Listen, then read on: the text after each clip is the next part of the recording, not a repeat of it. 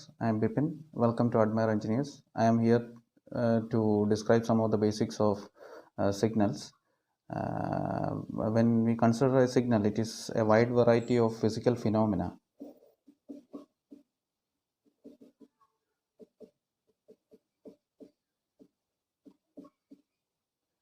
And in particular, it can be said that every signal in the universe contains the information in a varying pattern. Now, for example, if we consider a circuit like this, this is the circuit for a high pass filter, and if we give here an input voltage Vi and we get here an output voltage V out, when we consider this voltage Vi, it can be represented like this. So it can be said as voltage Vi is a varying pattern of amplitudes. That means in every instance we have the value for amplitudes.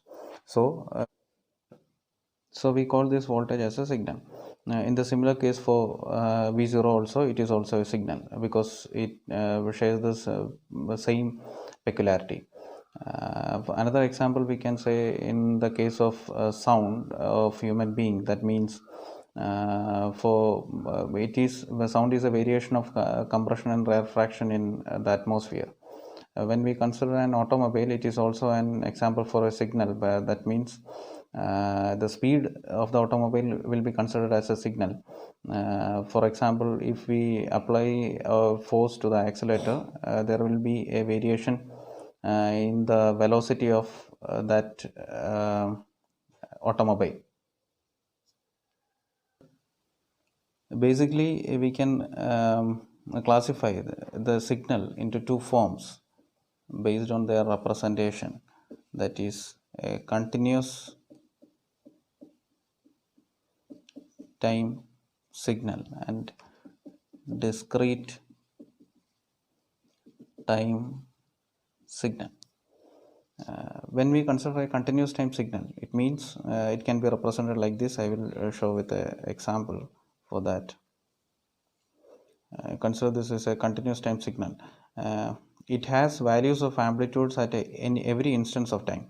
That means if we consider here as x-axis as for time, 0, 1 second, 2 second, 3, 4, 5, and if we consider this signal, it has amplitudes in every instance, and if we take 0.5 second, there will be also an amplitude for that.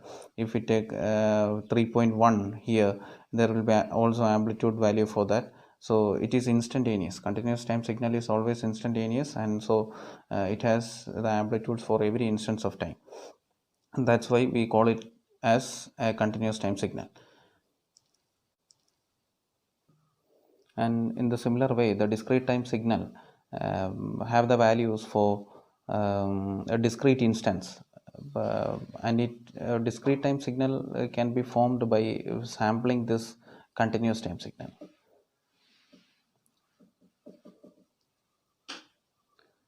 Sampling is basically an important topic in signals and system, and it is the basic process where the continuous time signal is converted to discrete time signal and then to the digital signal.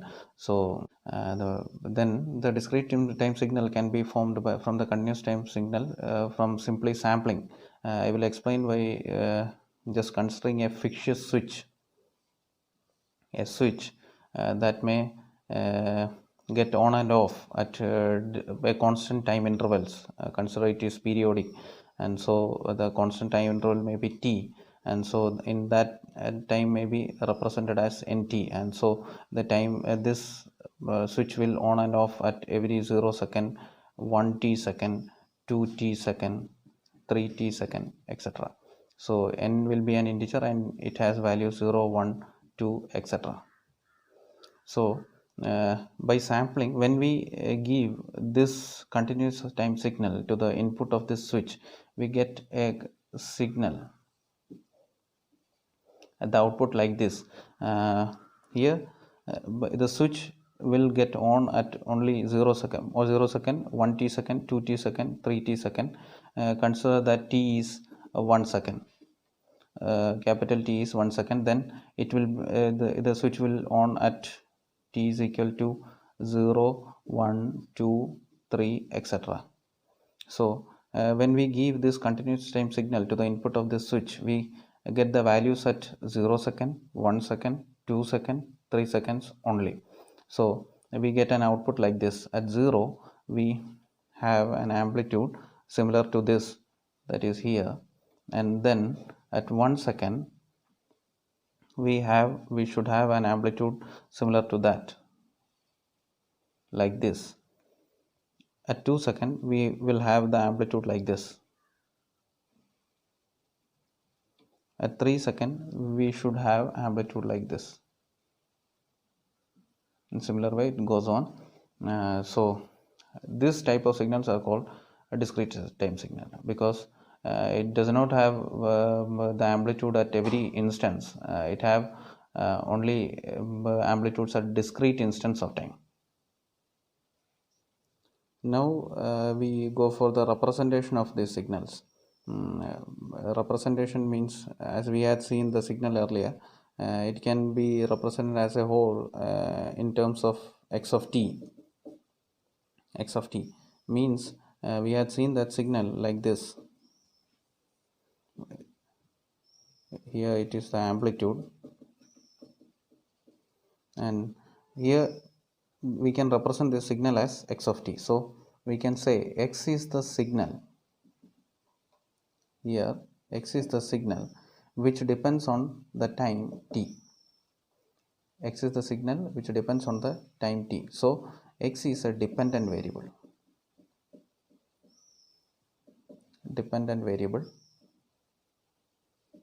And t is independent variable. In this case it is time independent variable. So we can say a continuous time signal x of t, where x is the signal which depends on the independent variable t, or x as a function of t. So this for the continuous time signal. In the same case we can represent the discrete time signal, as I had told earlier, that a discrete time signal can be obtained by sampling the continuous time signal x of t, that is sampling like this. Sampling, we get the discrete time signal at different instance. For example, in this signal we have at 0, 1 second,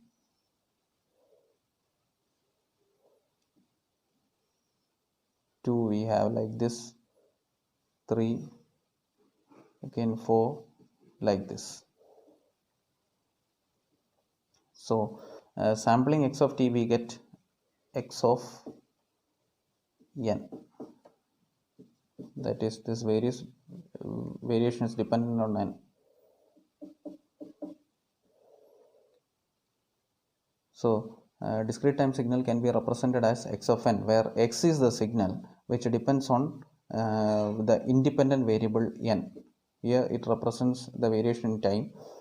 So here x is the dependent variable and n is the independent variable.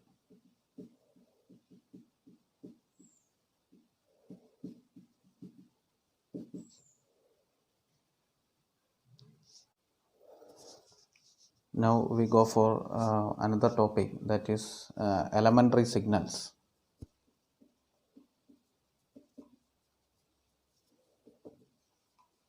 Elementary signals will be present for both continuous time signal and discrete time signal. Elementary signal means it is the basic for all the signals from which we can form different complex signals. For example, in matrix we can say 1 by 1 matrix is the elementary matrix for all kind of matrix. So there are different types of elementary signals. First we have unit step signal. Unit step signal. It can be represented as u of t for continuous time signal and u of n for discrete time signal, u of t for continuous time signal, and u of n for discrete time signal. In some text we can see that for continuous time signal the independent variable is denoted in parenthesis, and in discrete time signal the independent variable is denoted in square bracket. So you can make note of that. For unit step signal, it is represented as u of t, and it is described as u of t is equal to 1 for all t greater than equal to 0, and 0 for t less than 0. So graphically we can represent like this. For here we can consider in x-axis t, here u of t, then we can see that it comes like this: 1 for t greater than equal to 0, and 0 for t less than 0. And if for discrete time signal, it will be 1 for n greater than equal to 0, and 0 for n less than 0, and it can be denoted like this.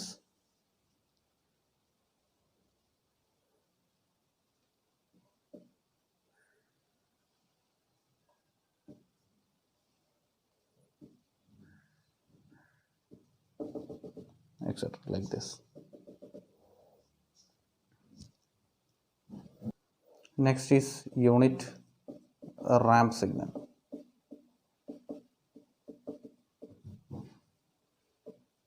Unit ramp signal, it can be represented as r of t, and it can be defined as r of t is equal to t for t greater than equal to 0, and 0 for t less than 0.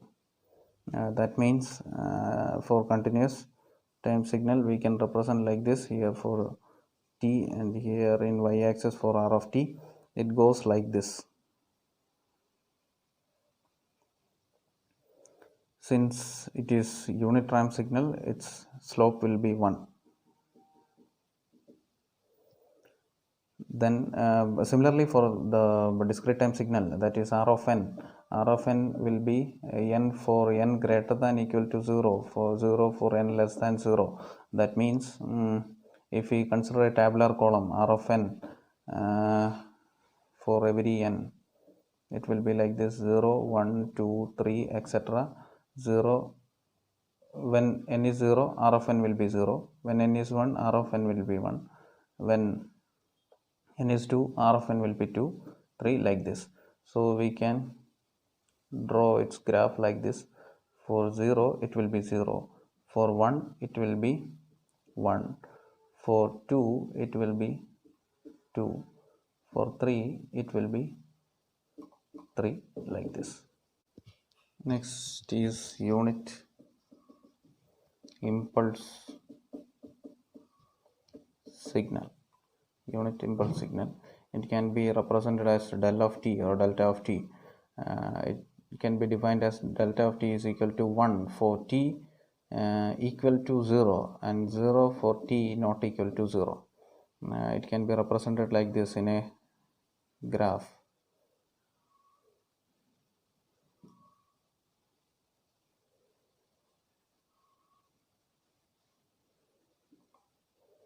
For t is equal to 0, we have a signal with amplitude 1, and otherwise it will be 0. This is what we call it as impulse signals, and this will be similar for the discrete time signal. The graph will be same, and it can be represented in functional form like this: delta of n is equal to 1 for n equal to 0, and 0 for n not equal to 0. Next is sinusoidal signal.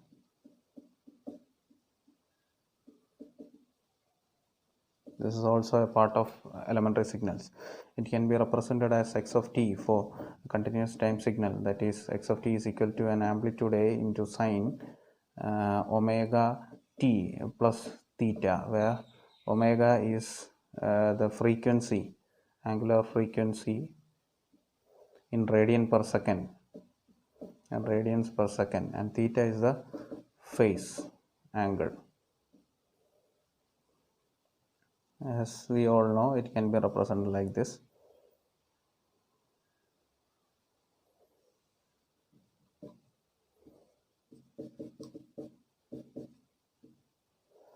and in the discrete form it can be represented as x of n is equal to a sine omega n plus theta. Here this omega represents the analog value or the continuous value, and this omega represents the discrete frequency value or digital frequency value. So here it comes like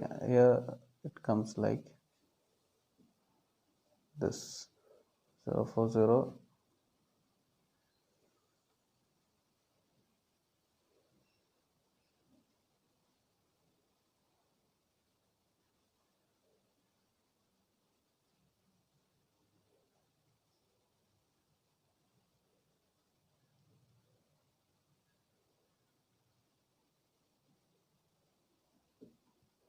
goes like this.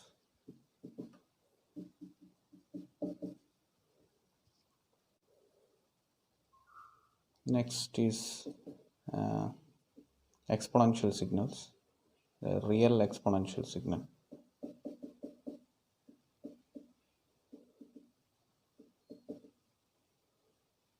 Real exponential signal, it can be represented as x of t is equal to e raised to a t for all t, and that means for we can draw it in graphical method like this.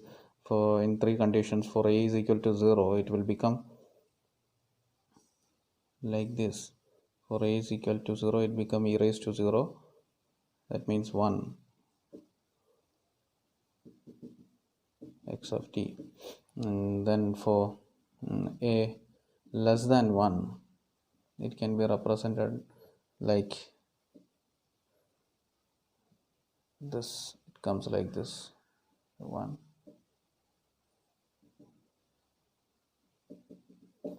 and for a greater than 1 it comes like this.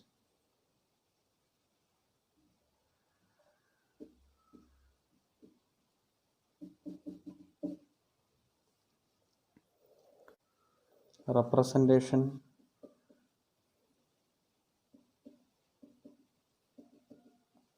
of discrete time signals.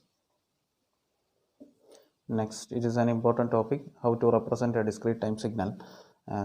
We have different methods. First method is graphical method. Where, for example,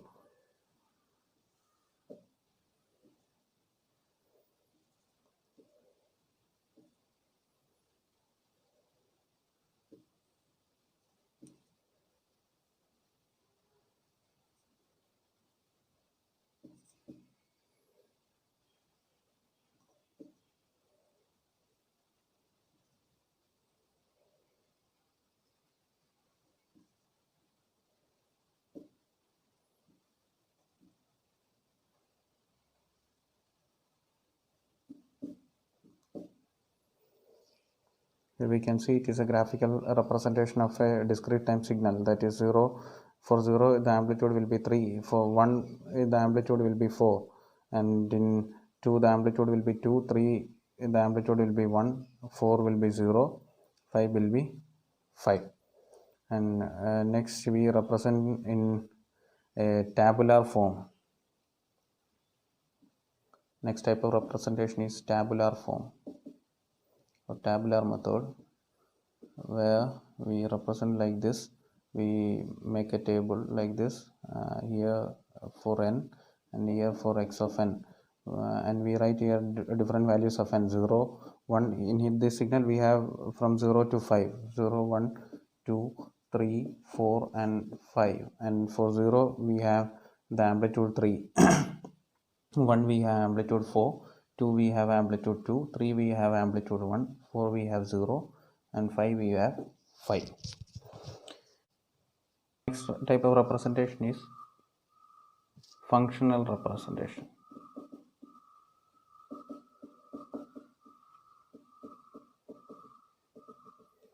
function representation. That means x of n is equal to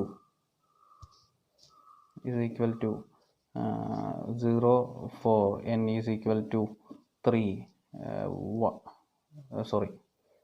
3 for n is equal to 0, 3 for n is equal to 0, 4 for n is equal to 1, 2 for n is equal to 2, 1 for n is equal to 3, 0 for n is equal to 4, and 5 for n is equal to 5. This is function representation of a discrete time signal. Next we have sequential representation.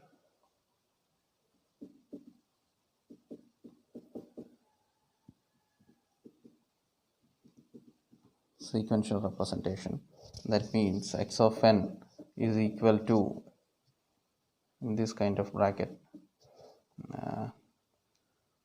we represent only the amplitudes, that is 3 where it starts, where n is equal to 0, comma 4 for n equal to 1, comma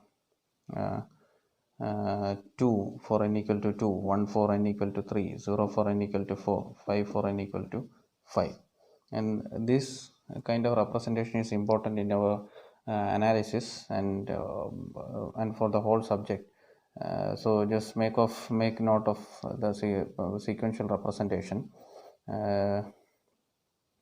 Also we have to note that we will represent a arrow for denoting the time instant where n is equal to 0.